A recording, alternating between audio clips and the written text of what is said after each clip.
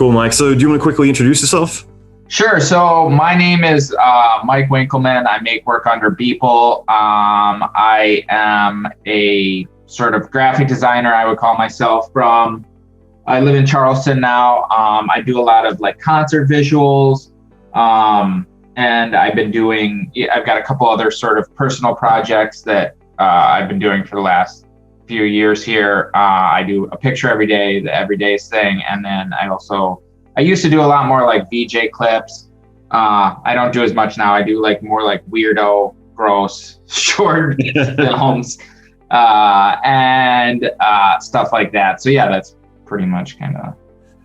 I love it. What I do. Couple of quick questions. I was curious, like for you growing up, did you always want to be an artist? No, actually, I wanted to I wanted to make video games. I really love video games, and I really wanted to make video games. And then I went to school for computer science, and probably about halfway through, I realized I was spending like all my time making like art things. And I also saw a number of people who really wanted to make video games.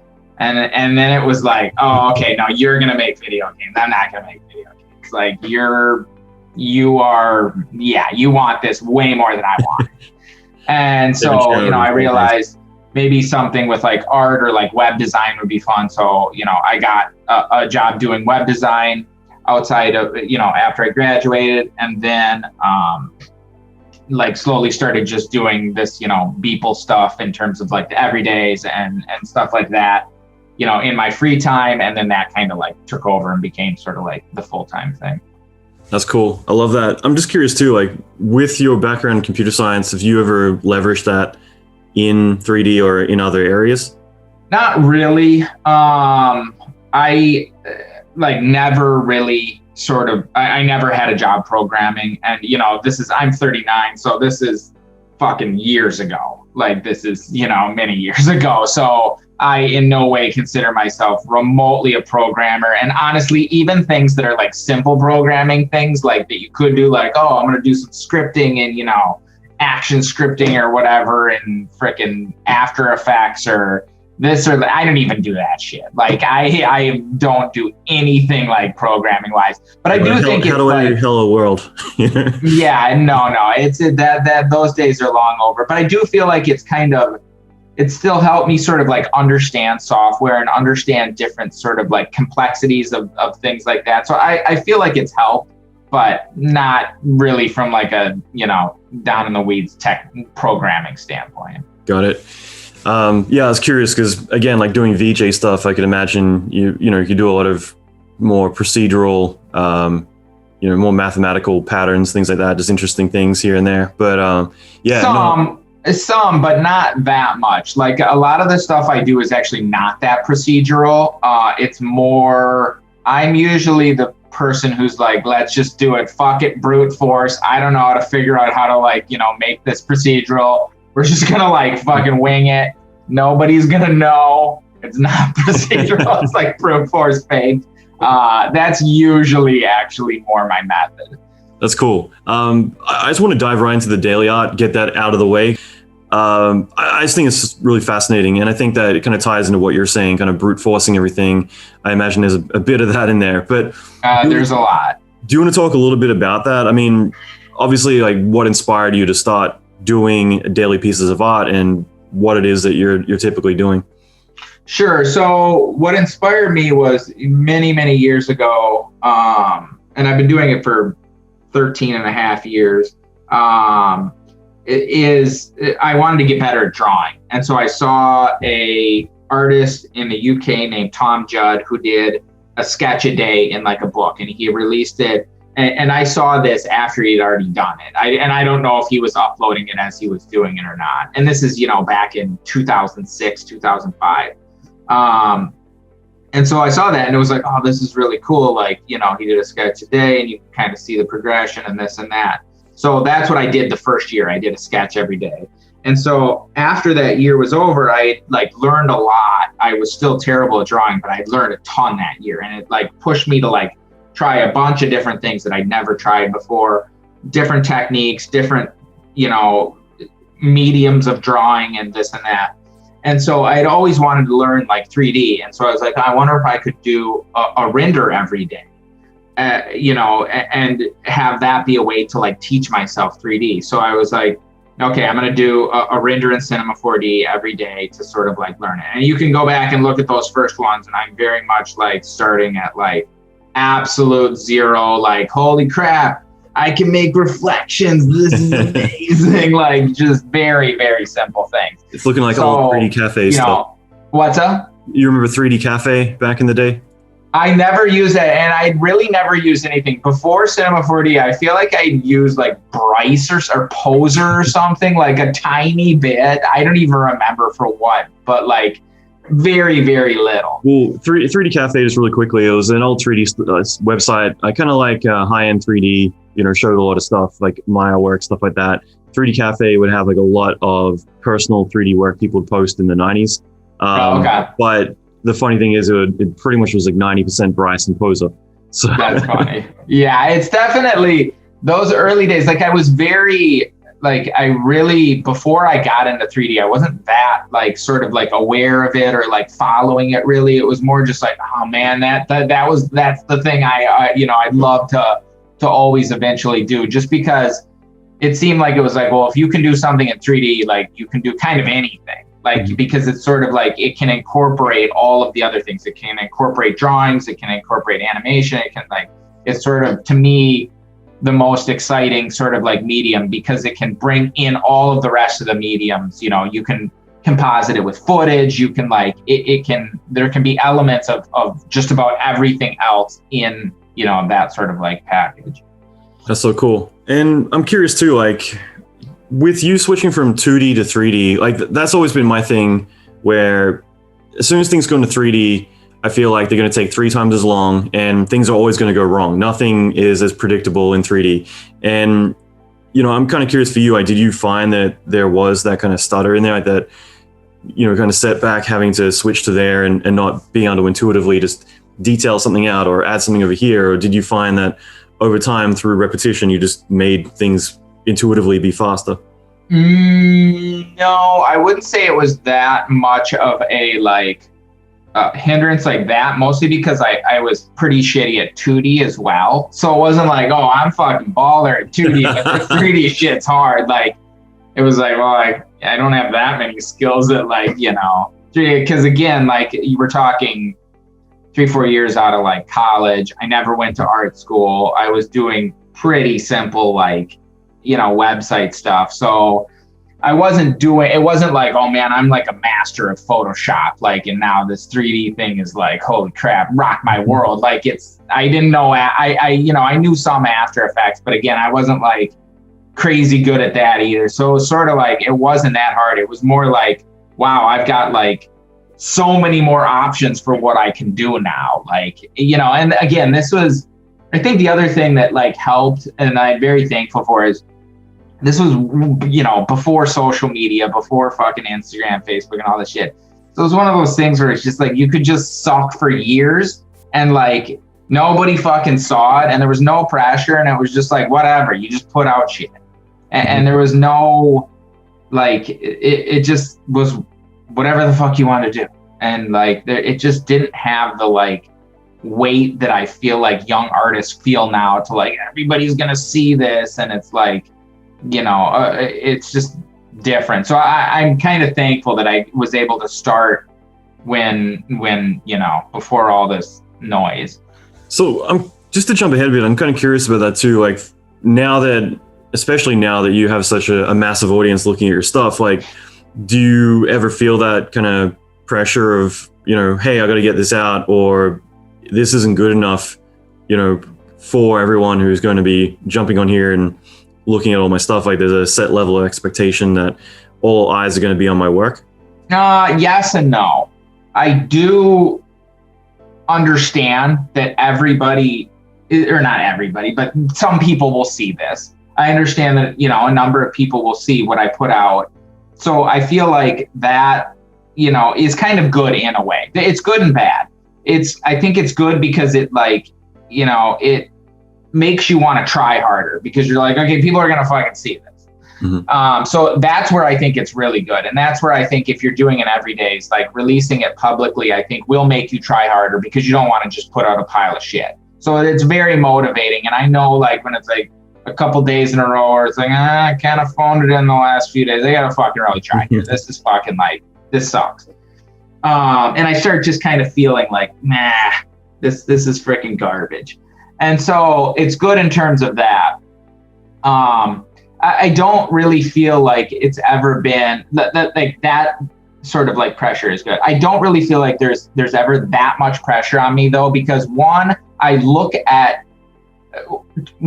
never like had this like big thing happen to me where it's like, oh my God, I just got like a bazillion fans. Like it's been a pretty slow progression over time. So there's never been like this huge sort of like leap of like, oh my God, everybody's looking at me now, which I feel like would probably be extremely like paralyzing for a lot of artists. If suddenly like there's a huge amount of like the eye of fucking Sauron is, pointed at you.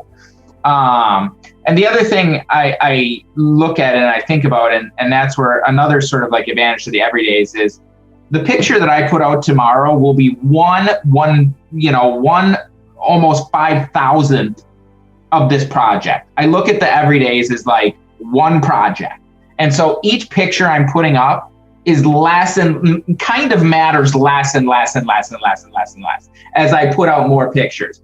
So, each one is just a tiny piece of this bigger thing that I'm doing. So that also kind of like, it allows me to sort of like take the pressure off, and it's like, it is what it is. And the other thing is, I know I spent like 2 hours on this, and I have a pretty realistic expectation for like, what can be accomplished in 2 hours. And it's like, it's not going to be a fucking masterpiece. It's 2 fucking hours. Like, what the fuck are you talking? It's a sketch. To me, the everydays are sketches. They're fucking sloppy. There's tons of fucking, this or that. Anything you make in 2 hours, that's not like gonna be like a fucking, I don't know, it is what it is for 2 hours. So that's another thing where I kind of like, take it down a notch. That's awesome. I got a buddy of mine, Justin Leduc. He created that Red Grim Reaper. Oh yeah, I know. Yeah, I met him in Toronto briefly. Yeah, really nice guy. I guess like for me, it was kind of interesting seeing, like I started watching his work and noticing he's posting, I think on average every 3 days.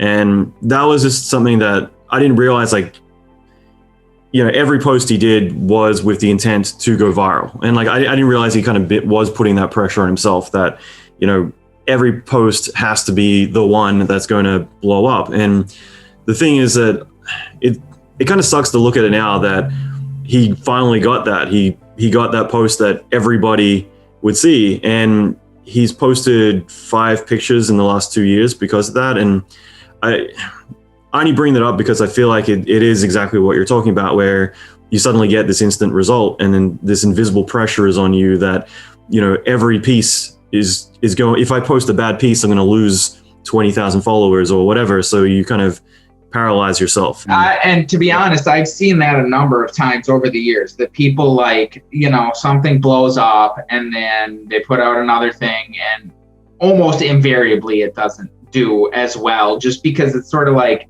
there's so much kind of just lightning in a bottle with this shit, where it's just kind of like, who the fuck knows, the right time, the right day, the right, maybe it was the right person just fucking reblogged it or some shit. And then it blew up. So it's so random. So I feel like that's the other thing where everydays kind of remove that option to be like, well, this has to go viral and I'm not going to release it till I think it's going to go viral. It's like, no, you got to fucking do it every day. And that's right. A question I get a lot is, do I like bank these up? It's like, no, each one is done start to finish that day and posted somewhere before midnight. And so there's no like, well, I'm going to, piddle with it for a few more days until it's like perfect. It's like, no, it has to be done. So I feel like that's another thing that kind of like a little sort of mechanism that doesn't allow what you're talking about to kind of like happen to me. And I think that says a lot about why you're doing it, because you're not doing it necessarily for everyone else. You're doing it for yourself. Otherwise, I'm doing it to get better. I'm doing it because I fucking suck, and I still suck at so many things, and I need to get better. And I look at kids who are fucking, it's changed over the years. Before it was like I saw these people and it's like, you know, I fucking suck. Like, and I did suck. And it's like, I need to get better.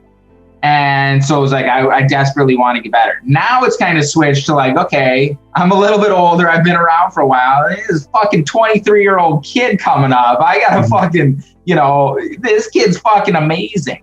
So it's like, you know, those are the things that are like motivating now. So it's kind of changed over the years from like, okay, I've done a couple things here and there, but now I got to fucking stay ahead of this damn kid. It's always been about like, God damn it, this fucking sucks. It needs to be better. And it's like very much something I deeply believe.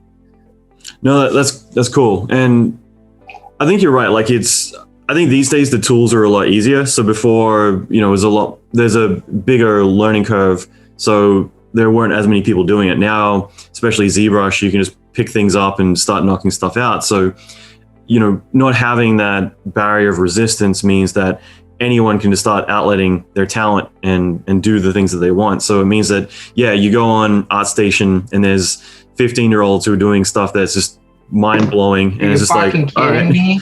Yeah, I mean, that's the thing too. I think about that sometimes. I think about the things that I learned that are just, you know, when I was that age, they're just totally useless. Like I spent years with like fucking Flash, and it's just like gone. Doesn't matter. All that time you spent learning Flash, go ahead and just stuff that in the trash. Like that's done.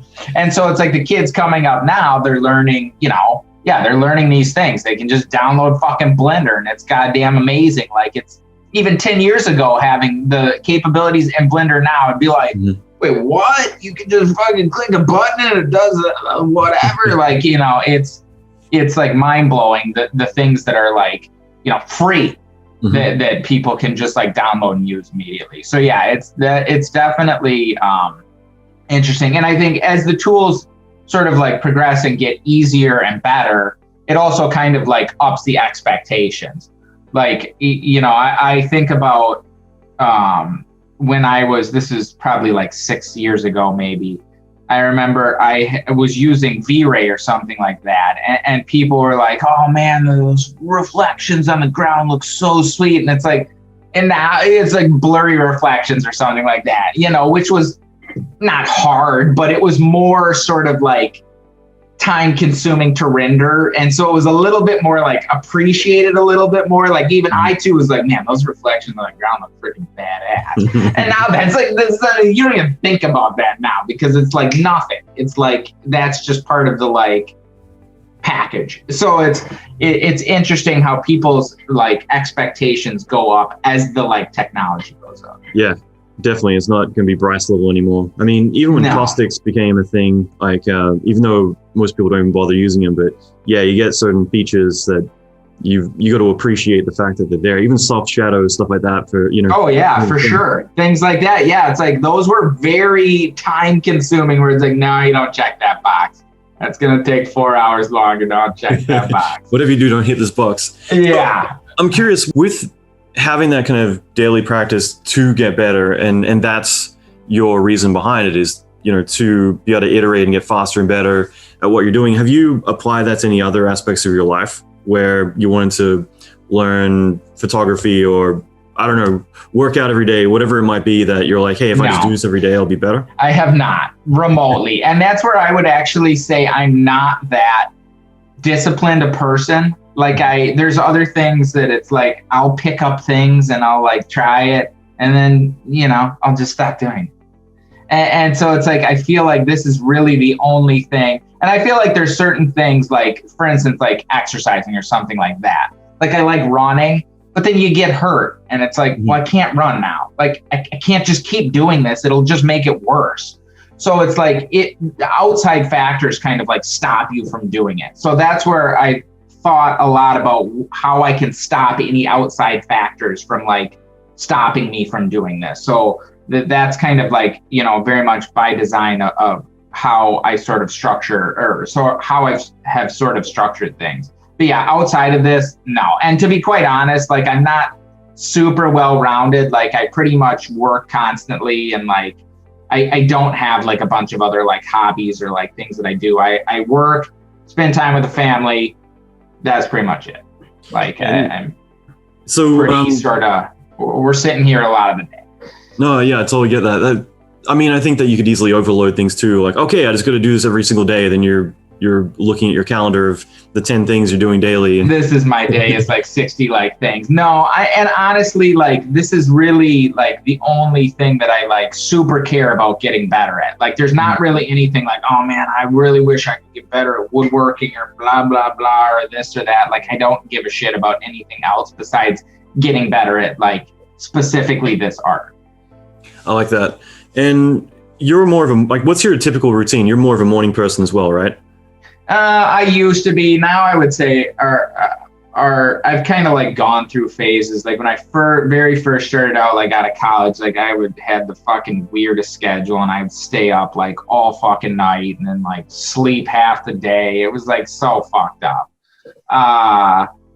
And now it's like I've got 2 kids. I've got 7-year-old and a 4-year-old, and it like I go to bed around like midnight and get up at like 7. Like it's pretty like normal, I guess, overall. I used to get up at like 4:30 and like go work out and then like, be into work like super early. I don't do that anymore.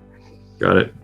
And I'm curious too, like with your whole journey, like do you remember what it was like in the beginning, like where you were in 3D compared to now, like in terms of your process and just obviously every day wanting to improve? Like, can you look back to where you were in the beginning compared to now and kind of see that trajectory? Like, what was that like? I mean, yeah, you can definitely see it. If you go back, you can see like on my website right now, you can see the very first everydays. And yeah, there's quite a trajectory. And obviously the like technology has progressed too, but there's definitely quite an arc. So I think that's been fun too to see, and that's specifically a reason that I keep that old work on my site, because I want people to be able to see like there's work from probably the oldest work on there I would say is like 2003. That's like work that was like, okay, this is like the first thing I did when it was sort of like, okay, I'm going to start releasing work as like Beeple. And so pretty much everything I've released as Beeple, it is kind of on there. And I feel like that's important, for people who want to see that stuff, to be able to see like this is the whole thing. There's no like, wait a second, how the fuck did you just start like get super fucking great? Because I often see artists and it's like I don't know how old they are, and I'll see something and it's like, well, this is not the first thing you did. This is you scroll down to the bottom of the page and it's like, yeah, that's not the first thing. That's not the first thing. For me though, you can see the first thing and it's like, that's probably the first thing you did. That's probably the first thing you did. That's pretty terrible. How do you feel about that? Like, if people are like, okay, I'm starting to become, pretty well known as an artist now, so I'm going to go through all my old work and start deleting the bits and pieces that, I don't honestly, I think it's, again, I very much believe just about everything with art is like, I believe art itself is entirely subjective. And so I believe almost everything around it is entirely subjective too. So all of these things that I'm saying is just my view and the things I like. So people going back and curating their thing, if that's what you want to do, like, it doesn't really like bother me. I don't think it's bad. It's just like, for me, I'm more interested in being able to see the, like, if I'm really interested in artists, seeing the absolute full journey of like how this person got to, right now, or how they got to like the piece that I really care about. So for me, like that's just kind of like what I like. But other people wanting to like curate and like have like a certain sort of make their image, a certain way and sort of like hide or sort of like have some level of like mystery or this or that, like I that's their thing. Like I don't think that's bad or anything. I think that's, there's no right answer. And was it Thomas Judd, the UK artist? Yeah. So did you ever reach out to him at all? And Yeah. I've reached out to him a few times. I've never met him though. I haven't been to the UK in quite a while. So, but yeah, I definitely would love to meet him. And like, he's got a studio there, Animate, that does like amazing work in the UK. And yeah, I sort of chatted with him a few times, but I've never met him. And you mentioned earlier how like some of the stuff you're doing now is more kind of weird kind of stuff or gross stuff. It's a little on the weird side. So I'm curious, like with your creativity, do you go through phases where it's like, okay, now I'm doing sci-fi for a while, or now I'm doing weird shit for a while, or, you know, whatever? There's definitely phases in the everydays. Like, again, obviously it started out with drawing. And actually, if you go back and look at some of those drawings, there's some weird shit in those drawings too. So this isn't actually that new.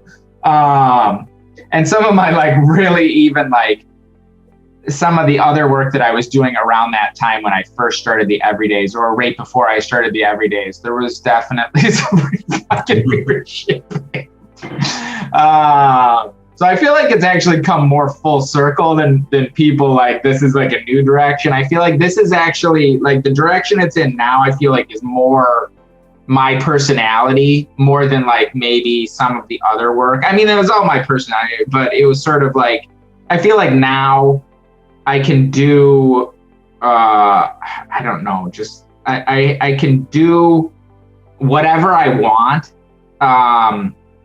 To a degree, sort of within the limitations of obviously my skill set. I can do whatever I want. It's not going to look great, but I can at least do it to a level where you can understand what it is. You can see that it's oh, okay, that's Joe Biden with his freaking dick out on the Oval Office table, instead of who is that? What is that? I don't even know what that is. Where is he?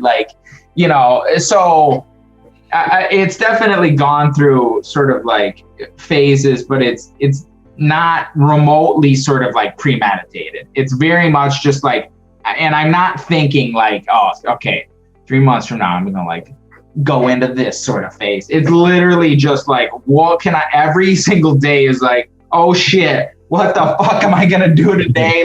That's it. I'm not thinking about fucking 3 days from now. I'm thinking about today. What can I do to get excited about working on a picture today? And lately it's been doing fucking weird whatever stuff that it's this is hilarious to me, hopefully other people find it funny or whatever. And so that's what's sort of been motivating to me. It's what can I find to be motivating to make me want to try hard? Because if I'm not motivated, then it's sort of I won't try that hard. You know what I mean? You're already doing that. You've got your commercial work that you do, for clients or whoever it might be. And so this obviously is a bit more of an escape for you to do what you want to do, not do something that's appealing to everyone else. Yeah. And the client work that I do, a lot of the client work that I do is pretty similar to any of the other, some of it is a bit more I have a bit more leeway. I would say it's about a mix. I would say there's 50-50, we want what Beeple wants. And then there's definitely we want what we want. You know what I mean? There's plenty of we want what we want still, where it's just I don't think you should do it like that. It's we don't really give a fuck. We're going to just do it how we said. And so, and to me, it's just okay, well, that's what they want. So they're paying for it. That's what I'm going to fucking do. So, in a lot of cases, it's sort of it's exactly what they want. They want me to kind of put my twist on it, but they want what they want. And so, that's where I think personal work can be super valuable, to just sort of separate that too. And it's kind of okay, well, you're paying the bills. We'll do it to whatever the fuck you want. Well, let's make it purple. That's your logo's not purple, but okay, let's make this purple. Sure. So, and then the personal work is just I can do whatever the fuck I want. Nobody's paying me for this shit. Nobody's saying whatever. I'm doing whatever I want. Mm-hmm. I mean, that's a good point too, though, is that through your personal work, I'm sure that you've attracted the clients that you probably want to work with, rather than it being hey, I'm doing corporate logos today. It's people recognize your work and they're the ones who come to you for a certain style. So that's where it's always on a scale. It's kind of it's you know, I definitely gotten to work on more cool things that I'm like want to work on and are excited about this or that, but there's still stuff like, and I feel like this is everybody, like anytime you accept money for something, that person's in charge, like that's it. Mm-hmm. And so there's definitely, even on cool, you know, everybody I know who works on even the coolest fucking projects, the fucking, you know, CD or some jackass comes in, oh, what about this? Holy fucking Christ, Jesus, they gotta justify their job. Be fucking done. What are we doing here? We're just making changes for changes, like shit like that. Like if you could be working on the coolest project, but there's still moments on there where it's like, are you fucking kidding me? Why are we changing this again? Fuck this. So it's one of those things where I feel like, you know, maybe younger artists need to be a little bit more realistic. Like even people who are a couple, you know, been in the game a bit longer, they're still taking shit from somebody for money. Like that is what it is. Yeah, I mean, as a commercial artist, you're being hired to, you know, fulfill the needs of your client, not your own. Otherwise, you'd be hiring yourself.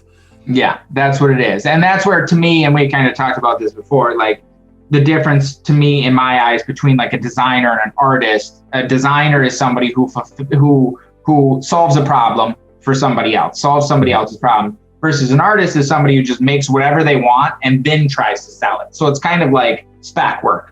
You're just sort of like, I'm going to make this thing and I hope somebody wants it. And that's where I think the whole starving artist comes in, because a lot of time nobody fucking wants it. You make this thing and it's like, oh, this is great. And everybody, it's just fucking cricket. Nobody gives a shit.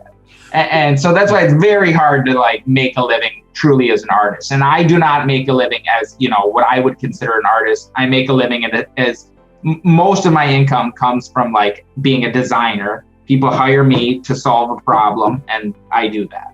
Mm-hmm. What's your opinion on that? Like on the whole starving artist thing, do you think that having social media and having a platform these days, it's obviously going to be, I wouldn't say easier to accumulate an audience, but you've got the opportunity to be able to do it compared to before internet and everything else, where you're not really going to be a global name. It doesn't really exist. So do you think that for artists out there, having social media becomes a really powerful weapon to be able to leverage?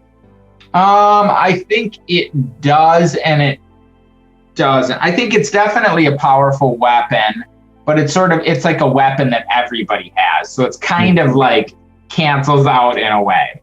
So it's sort of like everybody brought a gun to the gunfight. So it's kind of like, well, everybody's got a gun. I mean, I can shoot my gun, but that guy's got a gun too. So, and I think there's also a lot of like, you know, you need to look at it as a tool.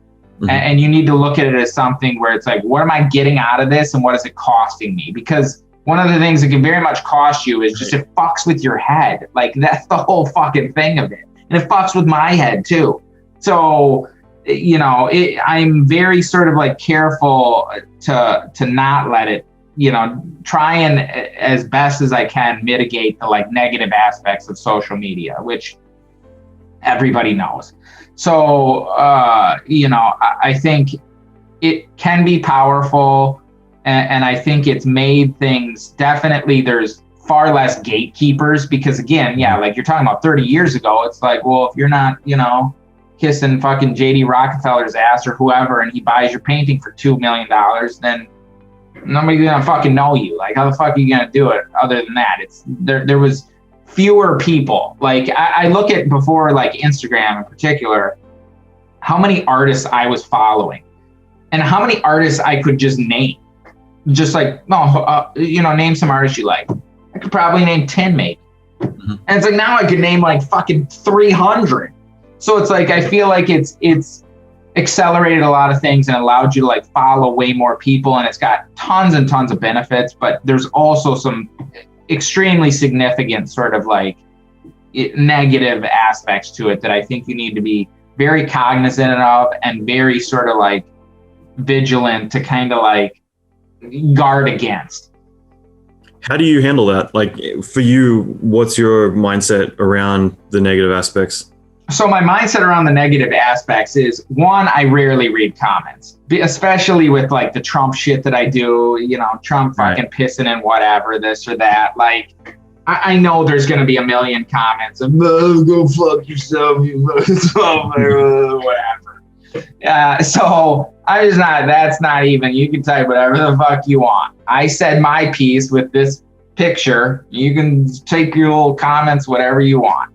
And so I'm just not going to see it. So that's a big one. And I also really try hard to not look at how many likes each picture gets each day. I post it and like, get out of the app. Get out of that part of the app. Like, I'm definitely looking at people's things, and I look at people's like DMs, because a lot of people at times with the like DMs from the stories, like they're more funny or interesting, and it's less, and it's a little bit more, I don't know. It's just, there's less shittiness too. And sometimes there's like weird, funny things or this or that. So that I'll see, you know, somewhat, but I think sort of like limiting how much you're being very conscious of the feedback that you're looking at. Because when you post a picture and you just read all the comments, it's 100% unfiltered feedback. And so, and you don't, it all looks the same. So you see something that could be like, okay, here's this, like, you know, I post a picture and there's 30 comments. And first off, you immediately focus on all the negative comments first. It could be fucking 29 comments of this is fucking amazing, and one comment of the ratio is off. Garbage. You immediately go to that person's thing and it's like, who the fuck is this motherfucker? Fucking said this. You don't give a shit about the other 29. You don't give zero fucks. So that's the first thing. The second thing is, if you saw the person that was actually posting that comment, this is fucking stupid, this sucks, and you knew them, and you knew their education level and like what they also like, you would probably be like, okay, yeah, I don't give a shit. You know, like, but you don't know those things. So you don't know that it's like, you know, their favorite whatever is something that you find totally stupid, or it's just some 13-year-old kid, or, you know, XYZ, or somebody who knows nothing about art. It's like, why would I listen to this person's like feedback?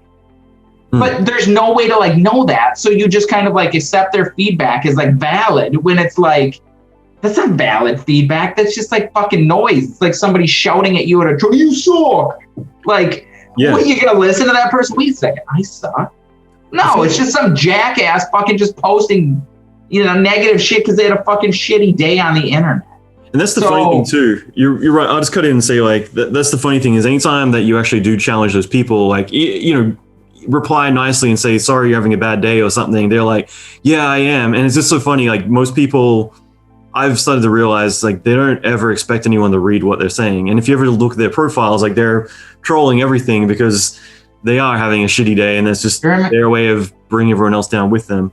And it is funny though, like, you could get, you know, like Ash Thorpe, Boss Logic, bunch of people like commenting your stuff, like, great work. And you see one person who you don't know, and it's not, I don't think, about that you don't know them and they're probably really low on the spectrum. I think it's just someone says something negative and it cuts through, you know, the ratio is totally off. Like, all these other people are saying nice stuff, and like that one thing is enough to be like, it'll stick with you for days. And it's so funny that we're kind of built that way. And so that's where it's like, I think trying to just not see that shit, I think is good too. And to be honest, the positive comments too can be helpful in a way, but they can also be like, you know, especially once you have some level of sort of like following or this or that, like, you know, I know when I fucking phoned it in. So me reading a million comments, this is fucking amazing, people. It's like, okay, this was not, I'm very glad you like it, but I know it's not amazing. So I feel like that's also not healthy, like reading like fucking a bunch of people fucking jerking you off when you know you didn't really try very hard on that. Like, I think that is not healthy either. So I feel like in general, like, you know, feedback is good, but I feel like it's, you know, being very mindful of who you're sort of like receiving feedback for, because you're kind of, you know, monkey lizard brain sort of like treats it all the same and sort of, you know, gives just as much credence to, you know, JChick69 whatever 420 as it does to, you know, Ash Thorpe or frickin', you know, whatever. I think you nailed it. Like, because I think you're absolutely right. Like, two aspects of this is, I've already forgotten the second one, but you know, like I think that positive and negative feedback you shouldn't really take to heart.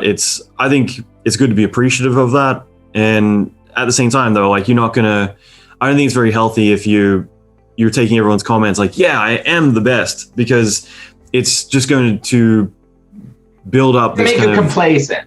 It's going to make you complacent. It's going to make you think anything you put out is just automatically good. If you're constantly just like, it just, you know, I don't know. It's just not that helpful in many, many respects. I think when you're doing stuff for social, and that's why I like the fact that you're doing it for you. You're not doing it like, oh, I've got to get it out there for everyone else, because it's very easy to get caught up on that. And that's why I brought up Justin. That's the thing. It's one of those things. We're all humans. I want people to like it, and I want people to see it. And I'm not like, you know, I'm not like this fucking monk living on a fucking mountain, you know, taking art and blowing it off and oh, it's gone, whatever. You know, I want people to see it and I want people to like it. But I think just being cognizant of the fact that you are a human, we're all humans, and we're wired to like, you know, certain aspects. And that's where fucking, you know, social media can be super, super negative, is it plays on those things. It's sort of like, you know, they know what people like and what's going to keep them engaged in this and that. So I feel like just being very mindful of the sort of mind fucks that these things can present, it will sort of like help you be able to use it and get the most out of it, you know, without getting pissed at the tool or the people or this or that. So I guess while we're on the topic of other artists and Instagram, things like that, like who are the artists that you typically tend to follow and, you know, respect their work and enjoy feeding off of their creativity as well? Honestly, there's so many now. I feel like it's like, again, and I feel like I go through like little sort of like phases of like things. And so it's like, even the things that I liked, like, you know, 6 months ago, I'm kind of like, it's cool. Like I like it, but it's not the things that are like super exciting and like inspiring to me. So honestly, and a lot of times, like I'm more drawn to like specific images. So it's like, I don't sometimes even like see where it came from at times. So I think it's more like I'm drawn a lot more to like sort of collections of images or collections of like vibes. And right now I'm in this like weird sort of like gross, like nasty, like viney or veiny, like, you know, like skinny, like aesthetic sort of like, I don't know. And so the people who are making that, like there's a handful of artists, to be honest, I don't even know like a lot of their names. And so those are the things that like right now I'm sort of like interested in. And so it very much changes. Like, again, if you go back like, you know, 3 years, the work, the every day is totally different. You go back another 3 years, totally different, another 3 years, totally different. So I feel like I just have a ton of influences that I feel like I'm kind of like throwing together. That's awesome. And I think I know the answer to this question, but for you, how do you sit down? Like, what's your creative process? Do you sit down kind of like, I'm going to write a novel, empty blinking cursor on a white screen?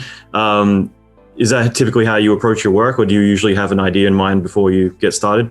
No, I almost always have an idea in mind, just because if I sit down like that, it will just, I'll kind of fall into the same sort of like things that I always do. And there's always, you know, kind of like themes, but I'll sort of like, it'll take longer and it'll just turn out shittier. So I usually have some sort of like, at least idea or direction. And it could be pretty small and it could be pretty vague, but it's sort of like, well, I've never tried, you know, doing a building with this shape, or I've never tried, you know, doing this. And lately it's been much more sort of like specific in terms of like, like direction or idea or this or that. And it'll kind of evolve as I'm doing it. But usually I'll go on like Pinterest or ArtStation or something like that and kind of like look at just other work. Like I'm very inspired by other people's work, and just look at, a bunch of different work for, I don't know, 10, 15 minutes or something like that, and try and kind of like, get some sort of like idea, or I'll go to Twitter and see what's trending and like, oh, could I play off of some like thing that's happening right now, this or that. So it's very much trying to like look at what's going on in the day. Is there something news story that I'm inspired by, or this or that, or something going on in the world? Someone hiding in their bunker. Yeah, and something like that. And that's what I think is fun too, because I feel like now, like I almost look at it as like some of the stuff that I do is almost like a political cartoonist, where it's sort of like, okay, I'm reacting to like what just happened today or, yesterday or this or that. But I'm doing it instead of like just like a sketch with, just pen and paper. I'm doing it with like the most advanced, sophisticated, like 3D digital tools. Like what could we do, commenting in a very, real time sort of time frame with the most advanced tools. Like what could that look like? So that's what that's, sort of like where I'm at right now. And you mentioned earlier about phoning at home. Like, are there ever times where, a better question I think would be, are you very self-critical about your work after the fact? Yes, I'm very self-critical of the work after the fact. I would say probably 75% of nights, it's just like after I'm done, it's just like, ugh. And it usually goes like pretty close to midnight.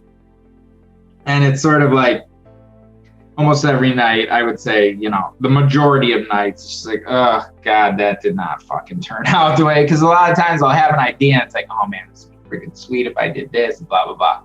I'll look at it at the end and say, yeah, that did not turn out how I wanted it to turn out. That's just like, the lighting looks like shit. Because again, I run out of time because it's got to be done by midnight. Not staying up till fucking 3 a.m. tweaking on this shit. It's got to be 100% done by midnight.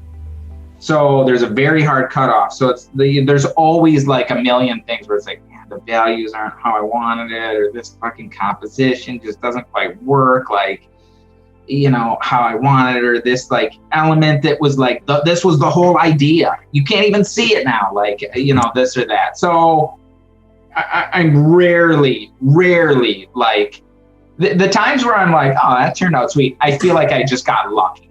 Like, it's just like, wow, I just kind of got lucky there. Like, oh, that's not bad.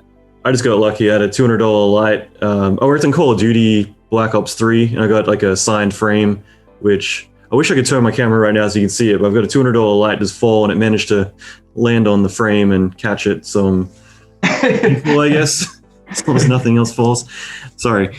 No, that's great. Like, I think that's really cool to understand that. And do you think like the hard cutoff as well, kind of is your saving grace in a lot of ways? Like 100%. I think people, and I'm going to put this on a t-shirt or something. I'm going to put it on something. This, I feel like, is my only good quote. I feel like people do not have a lack of ideas. They have a lack of deadlines. I think the more deadlines you have, the more it will force something out, and it will force something out that probably sucks, because most of your ideas are shit.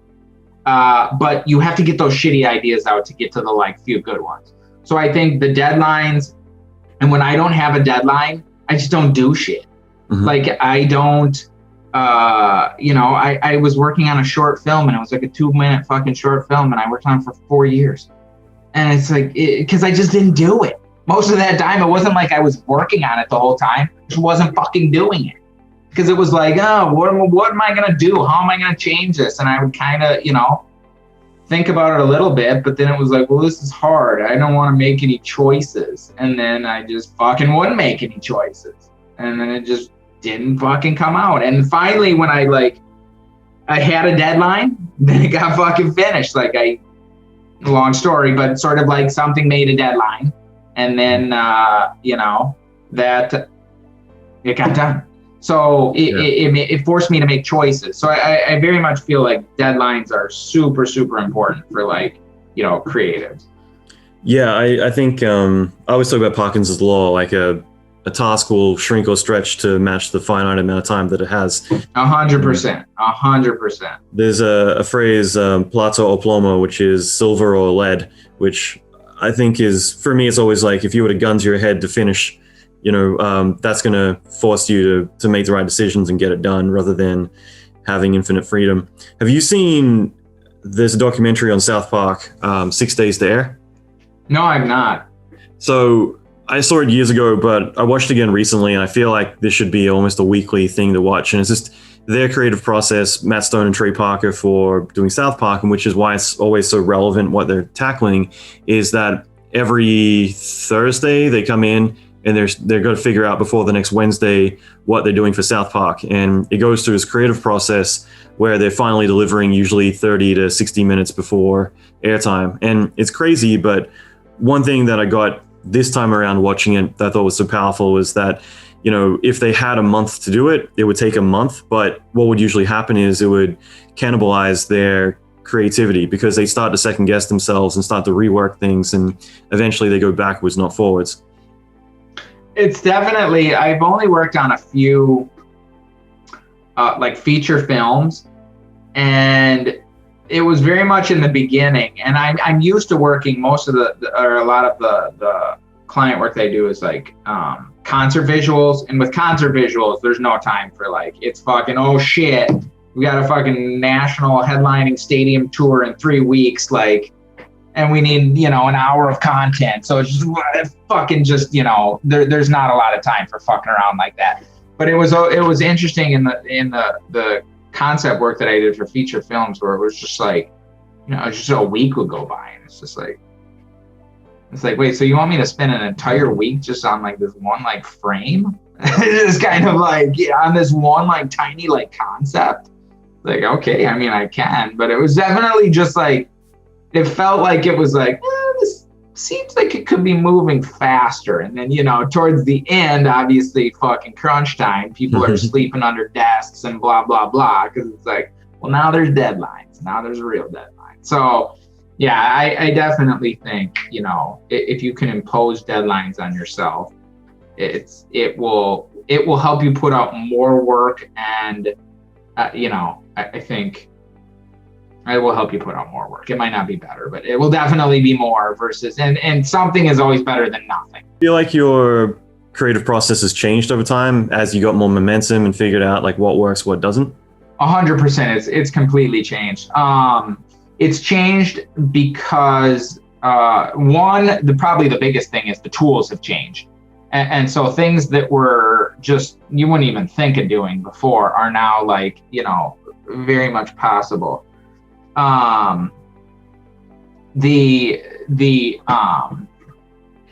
think the other thing that's changed is my sort of like the work I'm doing has changed. Like I used to do, again, like much more sort of like abstract, very geometrical about color and form, and just trying to like, I just want to create like a pretty picture that has, there's no narrative, there's no sort of like message. It's just like, here's a fucking dope looking squiggle of whatever and a line through it, and there you go. That looks freaking sweet.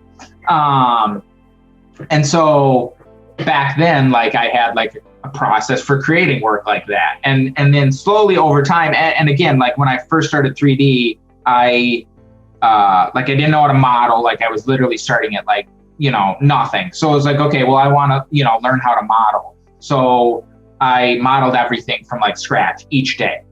And so as time went on, it's like, well, I'm not really that interested in modeling. I'm interested in telling more like narrative sort of like stories. And so it's like, it got to the point where it's like, okay, well, if I want a tree, then I just want a tree. I don't want to model a tree. I just want a tree in the scene.